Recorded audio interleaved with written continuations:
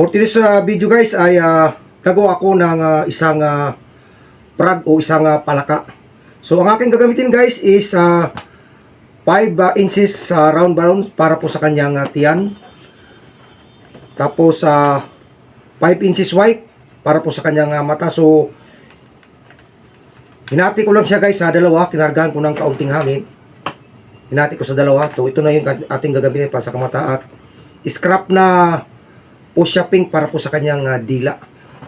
So ito naman guys ay ininpit ko lang mga kasing laki ng ating daliri, no, 5 daliri. So ito na po yung ating 5 inches round para po sa kanyang yan at 260Q na gold para po sa kanyang mukha at yellow naman po 260 yellow 5 to 7 fingers yung sa dulo para po sa kanyang dalawang paso. Muli nyo kong samahan mga idol, mga kabos, mga boss sa aking gagawin at sana inyo itong magustuhan at inyo rin masundan para tayo ay matuto at makagawa rin po tayo ng ating sariling prag balloons. So napakasimple lang nito mga idol.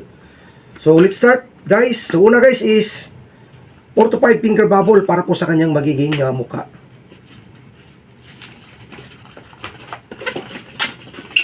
Tapos sa isang bilog para i-pinch twist po natin. Tapos i-match lang po natin guys dito sa nauna natin ginawa, no? Connect natin to. So yan po mga idol. So next is pinch twist katulad dito sa kabila.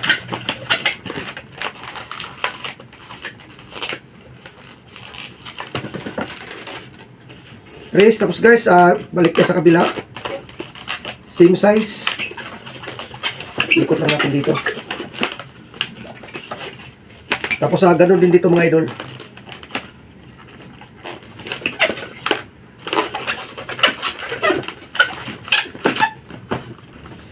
So ito na po mga idol yung ating mukha ng ating prag. So sunod guys is connect natin yung ating eyes, yung ating mata. So, mamili lang po kayo kahit saan dyan, magkabilaan. So, insert lang natin dito.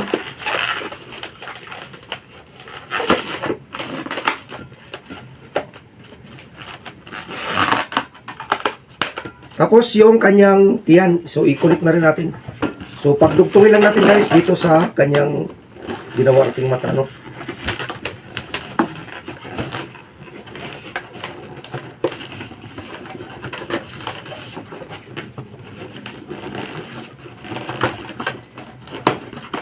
Tapos ito guys, mga sobra, tago na lang natin ito.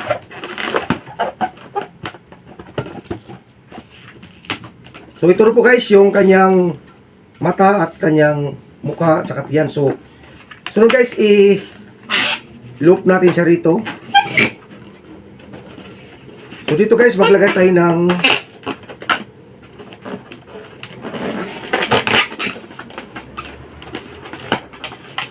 mga 7 finger bubble, tapos sa isang loop, isang pinch twist. Kasi dito po tayo magkabit ng kanyang paa.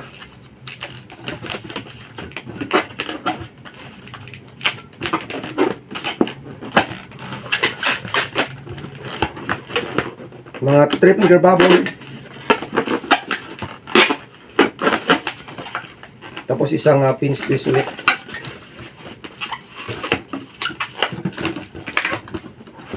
So ito guys, yung natira, i-connect natin dito.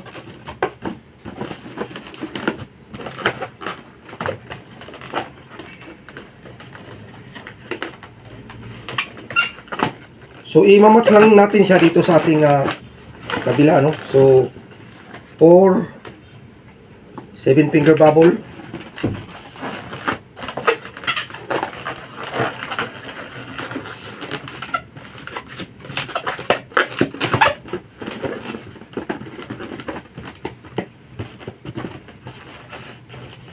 So ito guys, hindi na po natin ito kailangan.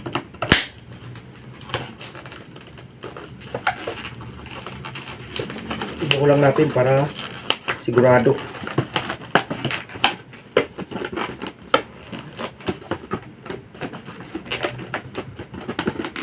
So yan po mga idol, yung kanyang magiging mata, mukha, tiyan at saka yung kanyang dalawang kamay. So next guys is i-connect natin yung kanyang magiging paa. So sa paggawa ng paa mga idol is one finger bubble.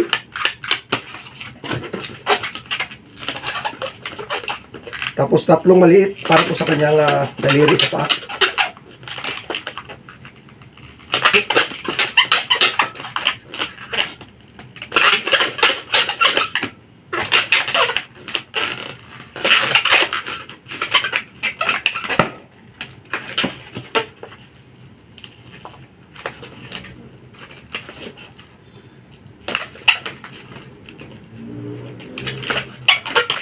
Yan po mga idol, bali 5 bilog.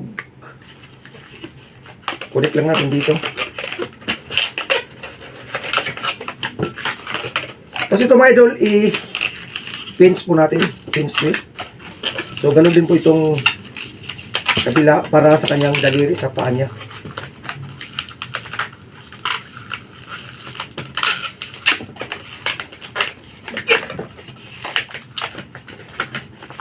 Tapos isang pinch twist para nakalak siya.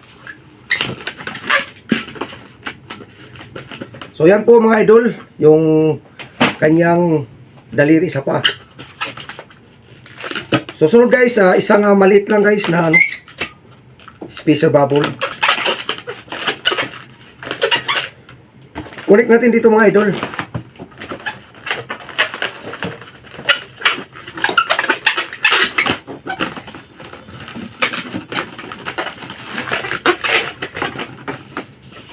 Kasi ito guys, i-loop natin dito.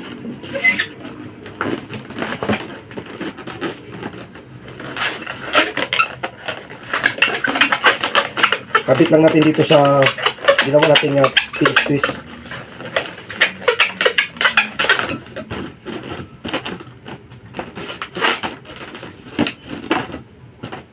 So ganoon din po sa kabila mga idol. So bali gumawa ako ng isang paa niya para mabilis tayo. So i-connect lang natin dito. Gawa lang tayong isang maliit na spacer bubble. Tapos connect.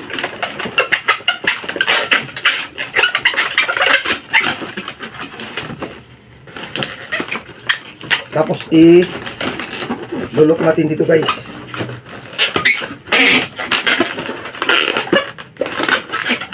Tapos connect natin dito mga idol sa tulad din sa kabila. So ito guys, hindi na po natin to kailangan. Dito pa lang natin dito para sigurado hindi siya mag-split. So ganoon din dito guys.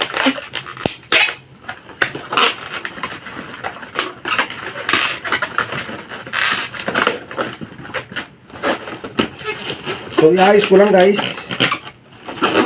So almost tapos na po tayo dito sa ating frog.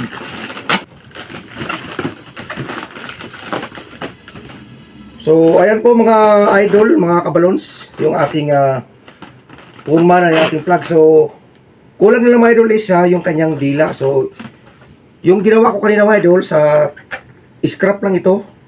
So in-inflate ko lang ng konti. Ito na yung kanyang nagiging forma. So i-insert lang natin dito mga idol.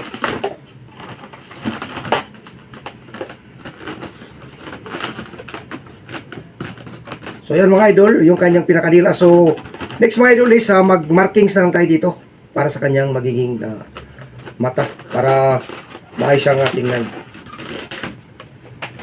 So mag-marking lang tayo mga idol para po sa kanyang mata.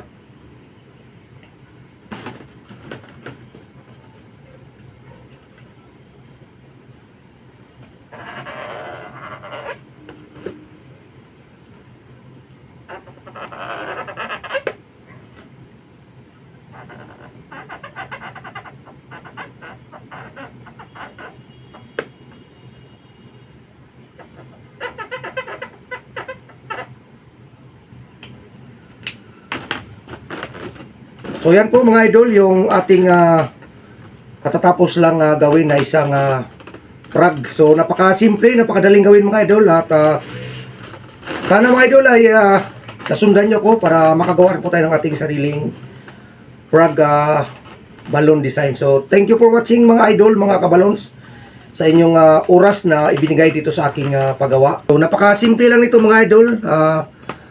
Sa mga gustong matuto mga idol ng balloon twisting is puntahan nyo lang mga idol yung ating mga tutorial video, at practice lang, practice hanggat sa tayo ay masanay gumawa ng iba't ibang klaseng animal balloon design at flower balloon design. So hanggang dito na lang mga idol.